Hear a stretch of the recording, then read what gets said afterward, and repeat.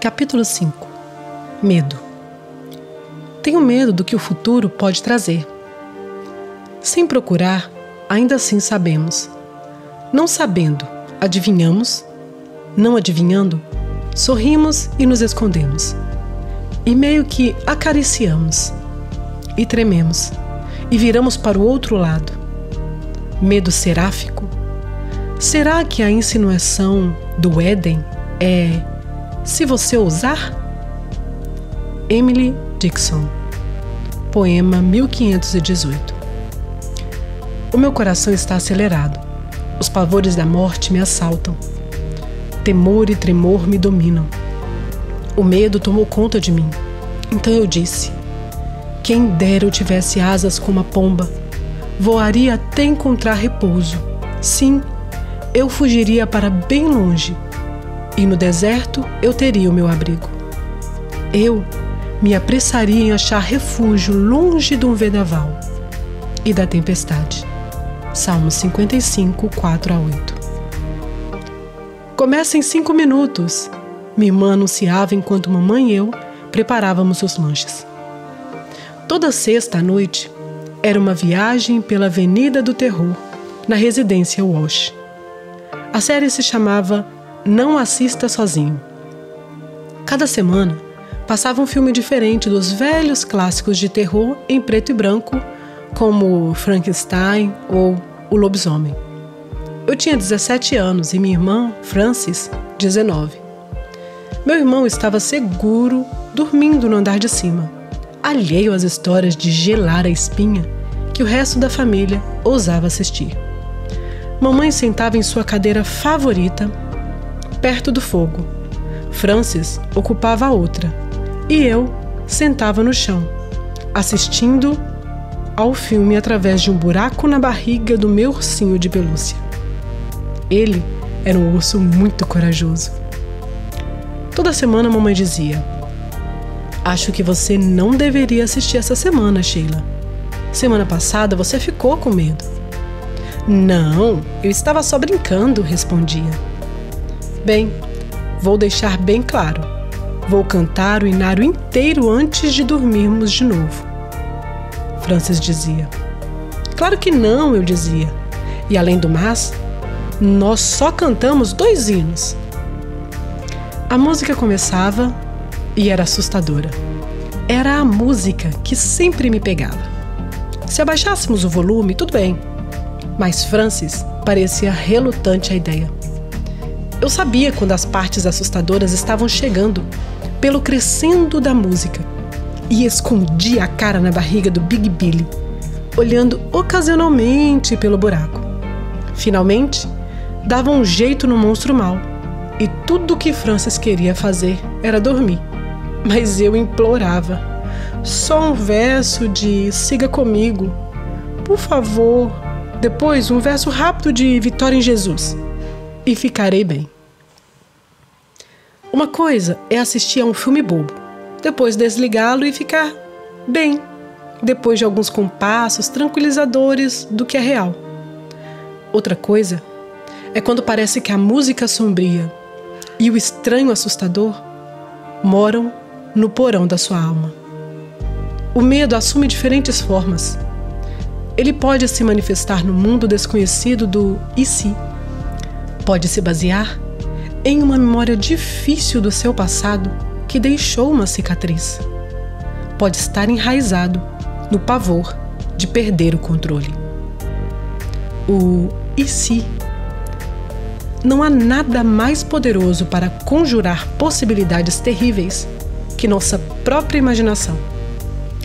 Eu me pego pensando em coisas hoje que não teria imaginado alguns anos atrás. Moramos em Dallas, Texas, que é uma cidade maior do que a em que eu morava, Nashville, no Tennessee. E parece ter o potencial para mais possibilidades assustadoras. Toda vez que há um alerta sobre uma criança desaparecida, meu coração congela. Não sei se essas coisas acontecem mais agora ou é porque ouvimos mais sobre elas no rádio, TV e internet. Em 2005, 2 crianças foram sequestradas em seus quintais a poucos quilômetros de onde moramos. Ambas foram achadas mortas. É o pior pesadelo de qualquer pai. E, no entanto, sei que seria pior que um filho desaparecido e nunca se soubesse o que aconteceu com ele. Quando vejo retratos de crianças desaparecidas de que não se tem notícia há 2 ou 3 anos, frequentemente me pergunto o que está acontecendo com essas famílias durante as semanas e meses em que ficam esperando e imaginando. Paro e oro para que sintam a presença do Senhor, pois sem a esperança de que há uma eternidade livre da dor e do medo, como poderiam sobreviver?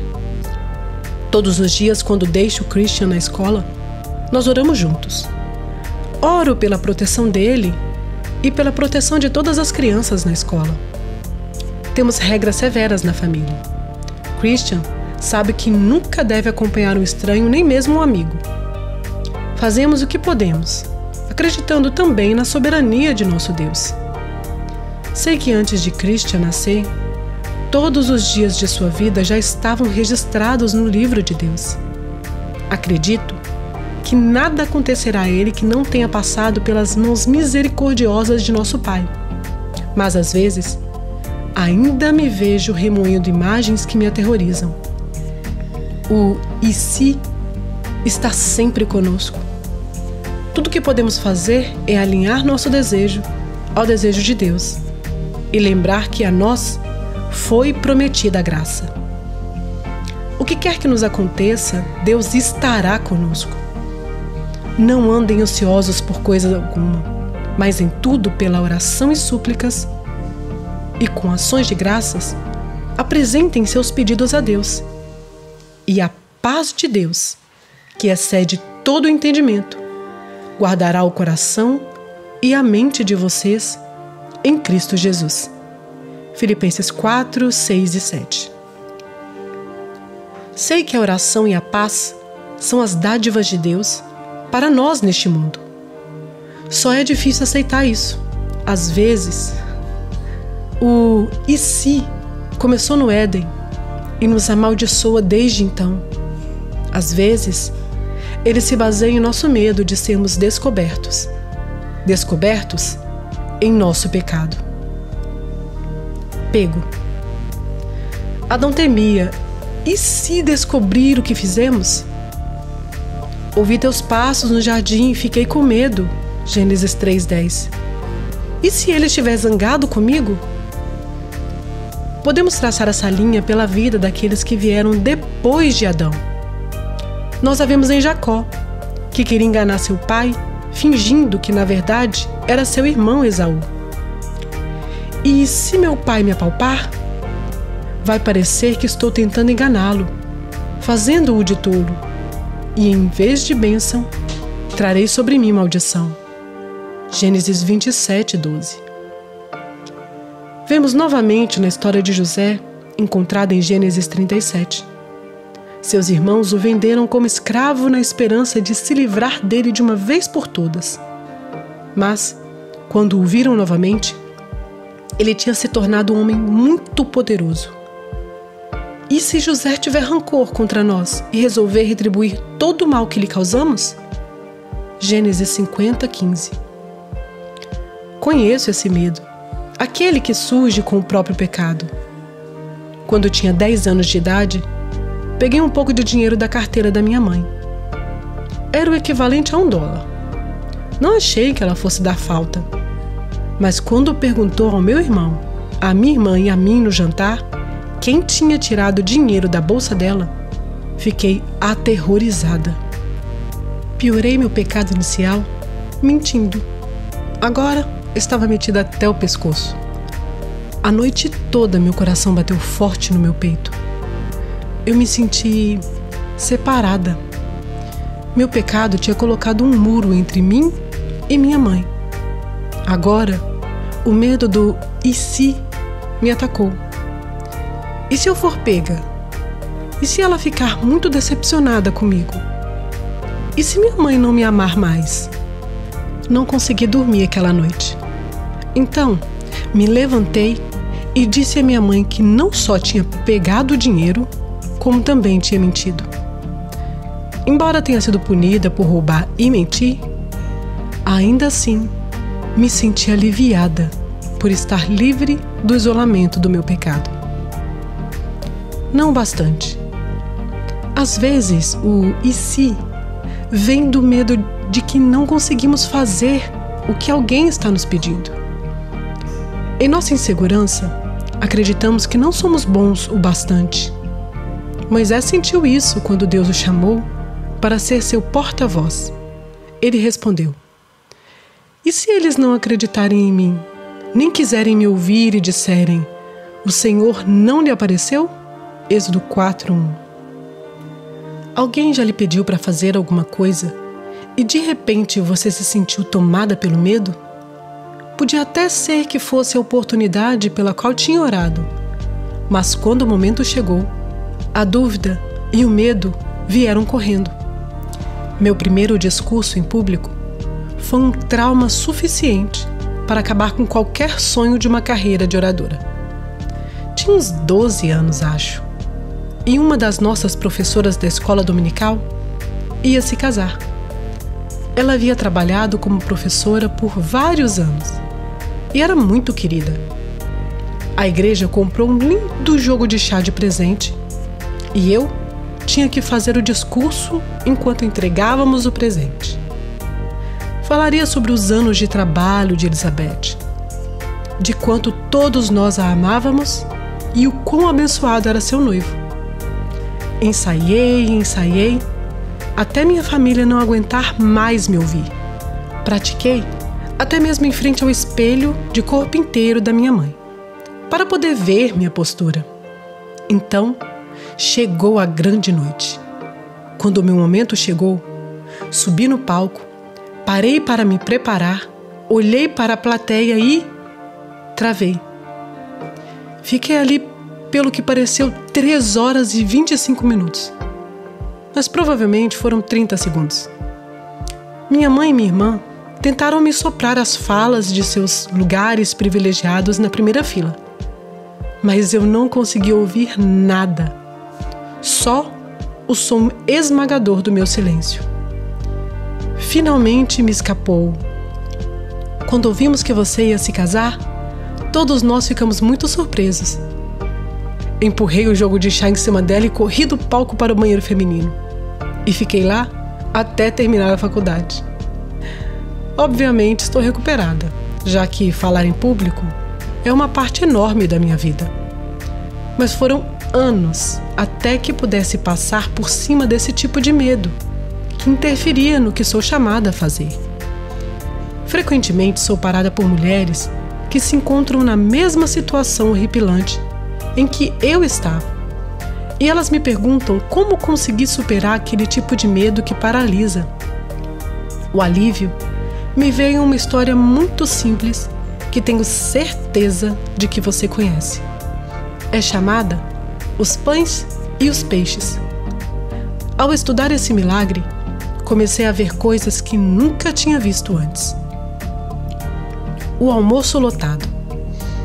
Jesus estava ensinando as pessoas que o seguiam e viu que elas estavam famintas. Então, perguntou aos discípulos onde poderiam comprar comida suficiente para alimentar a todos. Os homens disseram a Jesus que precisariam trabalhar por 1 mês para alimentar as pessoas em volta deles. O discípulo André trouxe tudo o que conseguiu achar, que era o almoço de um garoto: 5 pães e 2 pequenos peixes. Jesus pegou a comida, abençoou, partiu e deu a seus discípulos para alimentar a multidão. Havia mais do que suficiente. Quando o evento terminou, você acha que o garoto chegou para sua mãe e disse: "Não acredito no que fiz hoje. Alimentei milhares de pessoas e ninguém saiu com fome. Eu sou demais"? Aposto que o garoto ficou maravilhado com o que Jesus fez e nunca mais foi o mesmo. É assim que me sinto toda vez que subo em uma plataforma com meus pães e meus peixes. Mal posso esperar para ver o que Jesus vai fazer dessa vez. Isso é tudo que se espera de nós. Espera-se que apareçamos com o que quer que Deus tenha preparado para nós naquele dia e confiemos que vai ser suficiente. Nosso Pai nos envia cada dia exatamente o que precisaremos para enfrentar as coisas que vamos encontrar naquele dia. Durante o dia, os eventos podem nos surpreender, mas não a Ele. Quando você está em uma sala de espera em um hospital, quando seu marido a abandona, quando perde seu emprego, quando está de pé em um palco para contar sua história, quando está encarando o inimaginável, não importa o quê, ofereça o pouco de fé e coragem que você tem a seu Pai, e Ele fará com que isso seja o suficiente. Não é imaginação, é real. O medo também pode nascer de uma experiência muito real que tenha deixado uma marca em nós. Quando Barry, meu marido, era apenas um garoto, seus dias foram marcados pelo medo. Sua madrinha morrera de câncer. E tendo vivenciado a morte de alguém tão próximo, Barry então transferiu aquele medo para a perda do pai. Todos os dias, quando era hora de seu pai voltar para casa do trabalho, Barry ficava na entrada da garagem com lágrimas caindo pelo rosto. Se seu pai se atrasasse por 5 minutos que fossem, por qualquer razão, Barry sabia que alguma coisa horrível tinha acontecido. Levou muitos anos para que Barry conseguisse, com a ajuda de Deus, mudar a maneira como reagia a este medo irracional. Assim que nos casamos, comprei um enfeite para nossa árvore que dizia Nosso Primeiro Natal. Quando começamos a decorar nossa árvore, eu derrubei e ele quebrou.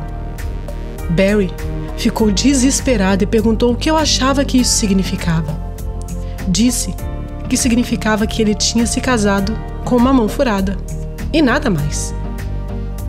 Já conversei com muitas mulheres em seus segundos casamentos que tinham sido traídas pelo primeiro marido e tinham pavor que o atual também fosse infiel. As experiências passadas de traição as seguiram até as suas novas vidas e não conseguem aproveitar o que Deus mandou para elas por medo de que a história se repita. O medo pode ser um muro entre as pessoas. Uma senhora me disse que tinha destruído seu segundo casamento por causa do modo como perturbava e seguia seu marido. Tudo por causa do medo de que ele faria o mesmo que seu primeiro marido. Com lágrimas amargas, ela me disse que sabia que ele era um bom homem, mas não conseguia controlar seu medo, e isso lhe tinha custado muito. Fora de controle. O medo também pode vir de um sentimento de desamparo.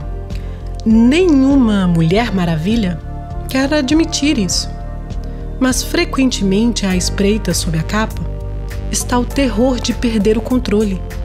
E esse medo nos faz tentar controlar tudo que consigamos. Quando este livro for publicado, em 2007, vou ter mais de 50 anos. Mal posso acreditar nisso. Em minha mente, minha mãe tem 50 anos, mas na verdade, ela tem 78. Sou muito grata a Deus por trabalhar tanto tempo e com tanta paciência para me ajudar a tirar a dúvida, a insegurança e a raiva do meu armário e descobrir o medo que estava lá como um animal esperando para dar o bote. Encarar o que eu temia foi o começo da minha cura e libertação. Levei anos para entender isso. Pensava que se encarasse o que temia, isso me consumiria. Mas, quando trouxe meus medos à luz da presença divina, eles tomaram uma proporção diferente. Eram reais e administráveis. Não o horror do que não mencionamos. Apenas tememos. Talvez você possa se ver em um desses medos. Tenho medo de me machucar fisicamente. Tenho medo de zangar com alguém caso eles me ataquem. Tenho medo de ser rejeitada. Tenho medo de que, se amar alguém, acabarei dando poder para essa pessoa me destruir. Esses eram os meus medos. Mas quando levei cada um a Deus e olhei para eles, ocorreu uma mudança. À luz da verdade de Deus, eles não pareciam tão terríveis. Pude ver que meu medo de violência física era remanescente da minha experiência na infância com meu pai. E não era razoável ainda carregá-lo comigo todos os dias. Comecei a ver que alguém pode se zangar com você e está tudo bem com isso.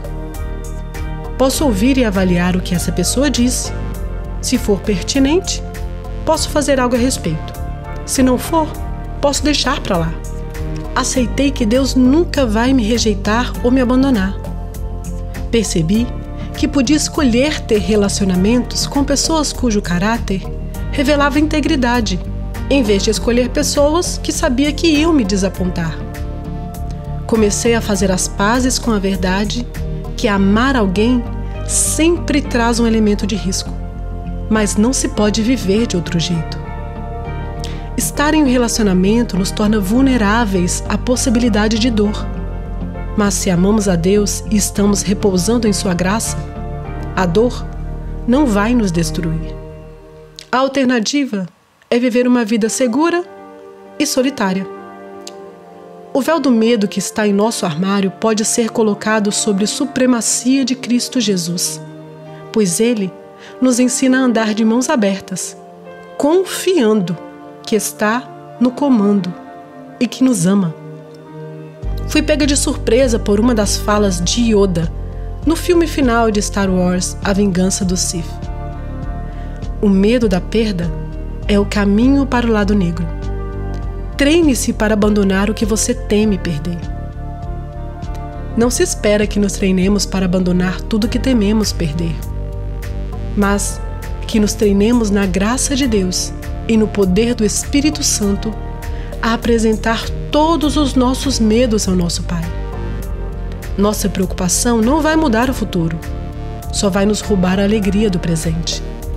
Mas e se o que temos mais medo de perder for a máscara que estamos usando? Talvez estejamos usando a máscara por tanto tempo que não sabemos quem somos por baixo dela.